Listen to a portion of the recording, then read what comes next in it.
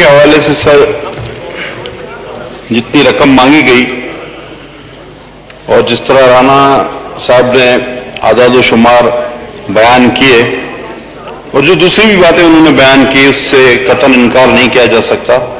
واقعی یہی صورتحال ہے. میں کوشش کروں گا سر اسپیسیفک رہوں. اب سر سب سے پہلے تو یہ حقیقت ہے کہ جو کل رات ایک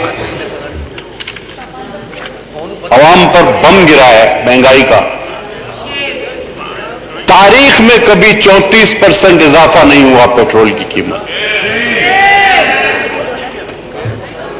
اور اس کی اب جو بھی توجیحات تعویلات دی جائیں، لیکن کل رات کو اسلام آباد میں پیٹرول پمپس پر جو حال تھا، ہجوم تھا، وہ سبھی کو پتا ہے.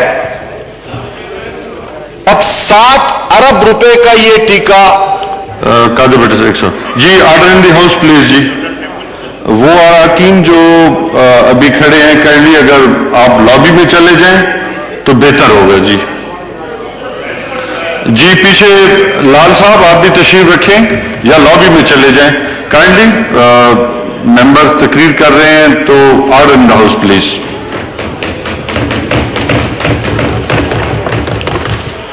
سر واقعی ایف آئی اے کا یہ کام بنتا ہے. بات انٹیریئر کی ہو رہی ہے، یہ کام ایف آئی اے کا بنتا ہے کہ آخر وہ کون لوگ تھے جنہوں نے سستا پیٹرول اکٹھا کیا، ذخیرہ کیا اور پھر اس کو مہنگا کروا،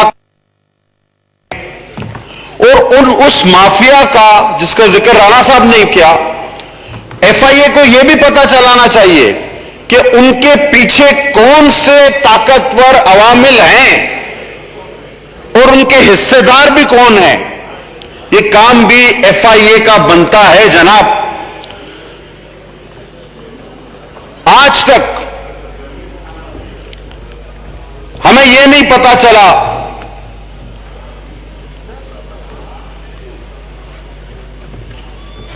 کہ سہیل ایاز وہ ایف آئی اے کے حوالے ہوا تھا. وہ چائلڈ ابیوز میں ڈپورٹ ہو کر آیا تھا. اس کو لاکھوں روپے کے ایوز کے پی کے حکومت میں لگایا گیا اور اس نے 30 ہمارے معصوم بچوں کا ریپ کر کے اس کی ویڈیو ڈارک ویب پہ اپلوڈ کر دی. 2 مرتبہ. اور سر اس کو 2 مرتبہ لگوانے والا کون؟ ایف آئی اے نے آج تک تحقیقات نہیں کی. یہ بھی انٹیریئر کے شعبے میں آتا ہے، یہ بھی ایف آئی اے کا کام تھا. ہاں بشیر محمد صاحب نے نقوی صاحب کی انکوائری شروع کی تھی، جن کی کے ای سی نے میرے کراچی پہ ظلم ڈھایا ہوا ہے، اسے فارغ کر دیا گیا. یہ بھی ایف آئی اے تھی. دوسروں کی انکوائریاں ایف آئی اے میں اپنی مرضی سے کروائی گئی، لیکن جب نقوی صاحب کی انکوائری شروع ہوئی تو بشیر محمد صاحب فارغ کر دیے گئے. یہ بھی ایف آئی اے تھا. بی آر ٹی کی بھی انکوائری ایف آئی اے کو کرنی چاہیے. سر 2 ارب کا ٹیکہ پھر لگ گیا. انشاءاللہ قیامت تک یہ مکمل ضرور ہو جائے گا، مجھے پوری امید ہے. لیکن ایف آئی اے کو یہ نظر نہیں آتا. ایف آئی اے کو صرف اپوزیشن نظر آتی ہے. سر ایک وزیر پرسوں تقریر کر رہے تھے. میں ایک بات کروں سر، خود ستائشی اور خود پسندی ایک بیماری ہے اور یہ میڈیکل سائنس کہتی ہے. اور اس بیماری کا سب سے بڑا مسئلہ یہ ہے کہ یہ جس کو ہوتی ہے اس کو پتا نہیں چلتا کہ مجھے یہ بیماری ہے. ان وزیر صاحب نے اتنے اس طرح کی منظر کشی کی کہ جی شاید پاکستان نہیں بلکہ دنیا ان کی وجہ سے چل رہی ہے. اور میں آپ کو حیرانگی کی بات بتاؤں کہ وہ 1 کروڑ روپے کے پکوڑے کھا گئے تھے. بتائیں ابھی بھی کراچی پورٹرز میں پڑا ہوا ہے. کوئی آدمی 1 کروڑ روپے کے پکوڑے کھا سکتا ہے؟ ہیکل دیو بھی نہیں کھا سکتا 1 کروڑ کے پکوڑے. سر سانحہ ساہیوال کا کیا ہوا؟ یہاں مکے لے رائے گئے تھے. میرے سامنے دوستوں نے درود بھی پڑھے تھے، کلمے بھی پڑھے تھے کہ کیفر کردار تک پہنچائیں گے. محکمہ داخلہ ہے نا سر، کیا ہوا سائنہ ساحل کا؟ ریاست مدینہ ہے، کیا ہوا؟ اس کے لیے عمران خان صاحب نے فرمایا تھا، بہادر بچے کی آواز آئی، انٹرپٹ کرتے ہیں تو پھر سنیں۔ انوار کے لیے انہوں نے آرڈر ان دی ہاؤس کے اندر ایک ڈیبیٹ چل رہی ہے، تو حوصلے کے ساتھ اپوزیشن کو بھی سنیں، اور پھر جو منسٹر انچارج ہے پھر ان باتوں کا وہ جواب دیں گے آپ کی گورنمنٹ کی سائڈ پہ۔ سر انہوں نے بہادر بچے کے ذکر کی، تو جب خواجہ اظہار کو انوار نے گرفتار کیا تھا، میرے ایم کیو ایم کے دوست موجود ہیں، تو آپ ہی کے عمران خان صاحب نے کہا تھا، اور جب سندھ گورنمنٹ نے اس کو سسپینڈ کیا کہ تم نے لیڈر آف اپوزیشن کو ہتھکڑیاں کیسے لگائی، تو عمران خان صاحب نے کراچی میں کہا he was performing his duty, اس کو سسپینڈ کیوں کیا ہے، تو بڑا زبردست آدمی ہے، یہ وہ بہادر بچہ ہے۔ اب سن لیا آپ نے؟ سر پاکستان کی حکومت کی چھتری تلے ایف آئی اے آتی ہے، 150% تنخواہ بڑھی ہے اس کی، کسی ان غریبوں کی نہیں بڑھی۔ ہم چیختے رہے استادوں کی بڑھا دو، ڈاکٹروں کی بڑھا دو، نرسوں کی بڑھا دو، نہیں، کسی چیز پر کان نہیں دھرا گیا۔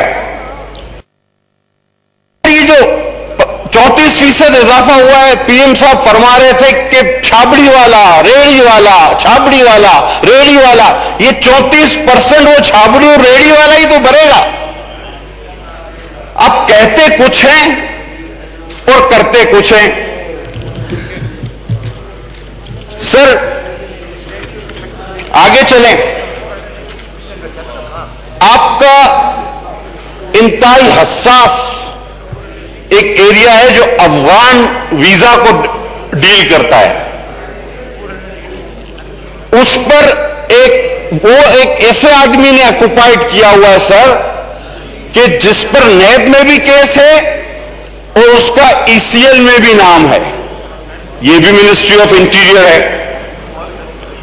اچھا سر ناظرہ پہ آ جائیں تو کسی کی تنخواہ 20 سال سے 20,000 روپے ہے، کوئی ڈائریکٹ آتا ہے تو 6 لاکھ روپے میں، کوئی پے اسکیل کا کوئی مسئلہ نہیں، کوئی سینئرٹی جونیئرٹی کوئی حساب کتاب نہیں، جیسا بندہ ویسی بات، جو رشتہ دار، جو عزیز، جو دوست نواز دو۔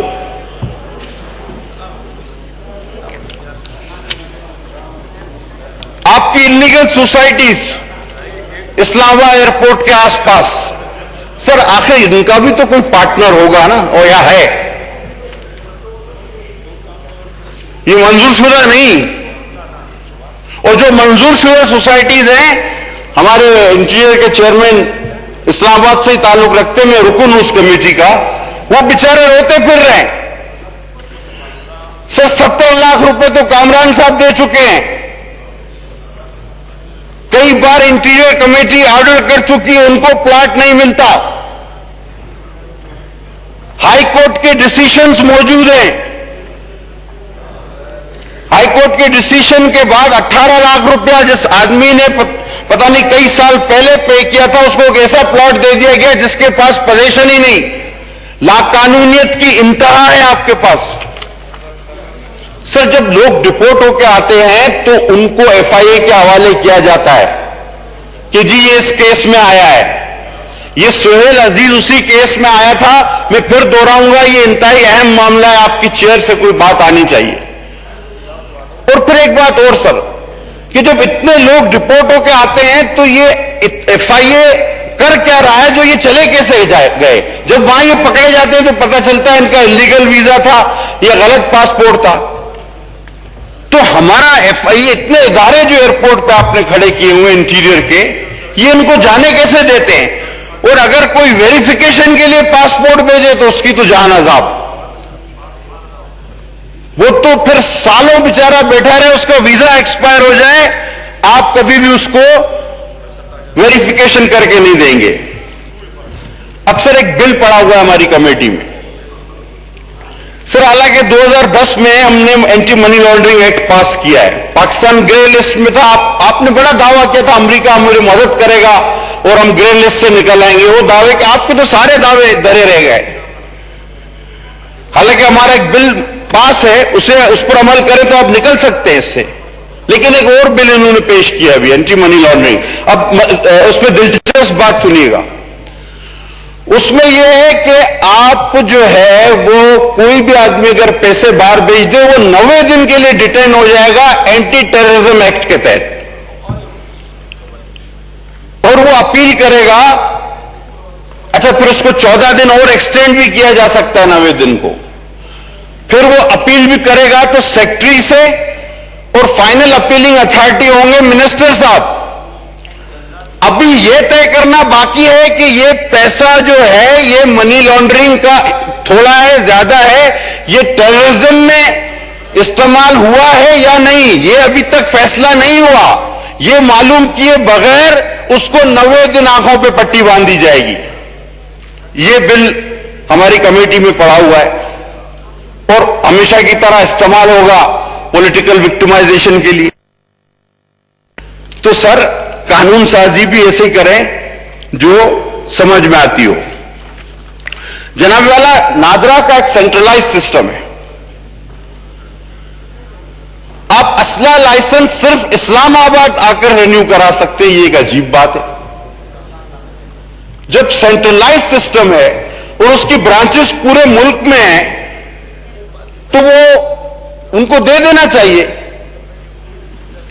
لیکن سمجھ سے باہر ہے یہ چیز. سر, ایف آئی اے ایک اور انکوائری بھی کرے, ای آر پی کی پروجیکٹ تھا پورٹ اینڈ شپنگ کا.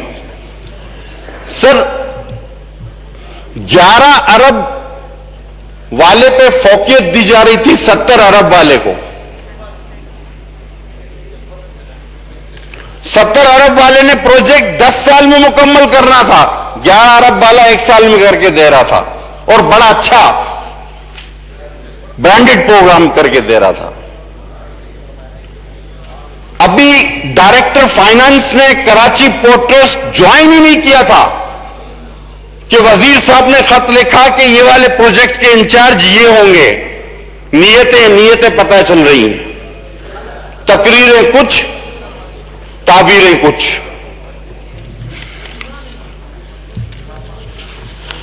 سر, اب وائنڈ اپ کرتے ہوئے, حقیقت تو یہ سر کچھ دنوں سے اراکین عام لوگ دوست یہی بات کر رہے ہیں کہ میرے خیال میں معاملہ مک گیا ہے. پیکنگ تقریباً مکمل ہے, لیکن مسئلہ یہ ہے کہ یہ واحد حکومت ہے. ہمیشہ ہم نے یہ دیکھا کہ اپوزیشن چاہتی ہے کہ حکومت چلی جائے. یہ واحد حکومت ہے کہ اپوزیشن چاہتی ہے کہ نہیں, یہ بیٹھ کر حکومت کرے. اس کو پتا چلے جب اس نے کنٹینر پر کھڑے ہو کے کیا کیا باتیں کی تھی, یہ حکومت کرے, یہ بتائے, حکومت کر کے بتائے. یہ واحد حکومت ہے جس کو اپوزیشن چاہتی ہے کہ یہ اپنی جگہ رہے. لیکن بقول شاعر کہ یہ چشم یار تو ہی کوئی دل کا بیت کھول, لیکن پورا سنا دوں قطع سر. صحرا تو بوند کو بھی ترستا دکھائی دے, بادل سمندروں پہ برستا دکھائی دے. اے چشم یار تو ہی کوئی دل کا بیت کھول, مجھ کو تو یہ دیار نہ بستا دکھائی دے. شکریہ جی, بہت مہربانی سر, بہت مہربانی. جی جناب محترم خرم دستگیر خان صاحب.